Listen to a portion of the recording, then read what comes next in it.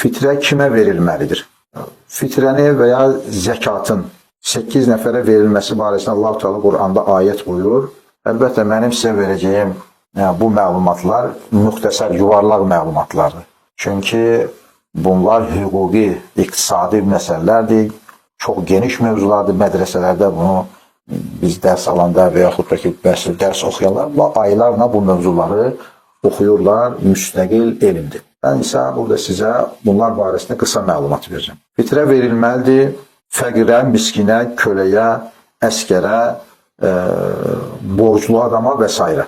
Fəqir kimdir? Fəqir kimə deyilir? O adam ki, onun gündəlik ehtiyacının yarısından az miqdarını əgər qazana bilirsə, bu adam fəqirdir. Əgər bir insanın gündəlik ehtiyacının yarısından çoxunu qazanırsa, bu adam miskindir. Bunlara fitrə zəkatı vermək olar. 10 manat gündəlik lazımdır. Fəqir 2 manat, 3 manat, 4 manat qazanır. Miskin 6-7 manat qazanır, 10 manatı tamamlaya bilmir. Və bunlar misal olaraq deyirəm. Bu şəxslər fitrə qəbul edə bilərlər. Bir də kölə.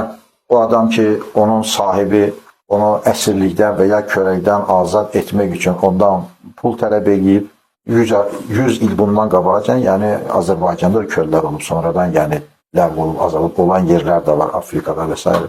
Kölə bazarları da var imiş Afrikada. Mən də bu yaxınlarda bilmişəm.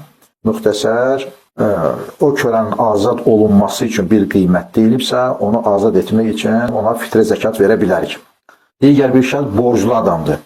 Ziyan eləyib, dükanında, işində, Allah göstərməsin, evində yanğın olub, əmlaki əlindən çıxıb, bankrot olub, ziyana düşüb, hacca gedib, pulunu itirib, pul qazanmağı bir adam, məsəl ki, xaricə gedib, sənədlərini itirib, pulunu itirib, Allah bütün qəribdə olan qardaş bacılarımıza yardım eləsin.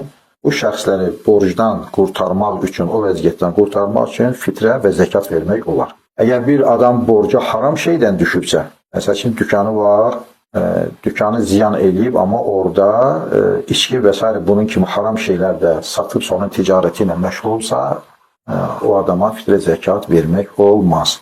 Və yaxud da ki, şərəfli bir adam, şərəfli bir nəsildən, bir alimin, xalq üçün öndər olacaq biləcək bir nəsildən, imkanı olduğu vaxtda xalqın qayğısına qalan bir şəxs nüfuzunu qorumaq üçün o iş tapana qədər, işlər düzələnə qədər belə bir şəxsə də fitrə və zəkat vermək olar.